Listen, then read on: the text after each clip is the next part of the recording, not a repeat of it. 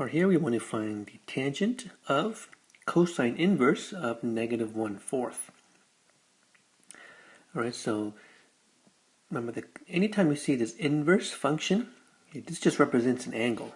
So it just means that if cosine of inverse of 1/4, that has to equal an angle, right?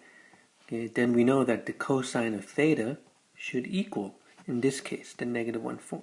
Okay. So really what this is asking us is to find the tangent of theta, okay, and the theta is given by this, right, where cosine is equal to negative 1/4. Okay.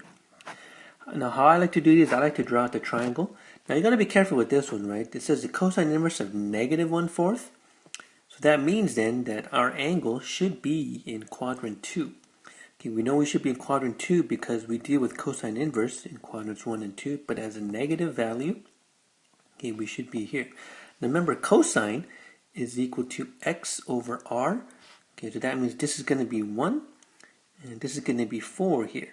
Now, I put a 1, but it really should be negative 1, right? Now, I don't want to be confused by this. I'm not saying that the length of this side is negative 1, okay, but just as a coordinate, because we are in quadrant 2, the x value is negative 1, and the r value is 4 here. Now in this case, how are you going to find this missing leg? Okay, we have to use the Pythagorean theorem. So 4 squared is 16, 1 squared is 1, 16 minus 1 is 15. Okay, so that'll make this side here radical 15. And there we go, right? We have all three sides of the triangle. Okay, so now we should be able to answer the question, right? The question is, what is the tangent of theta?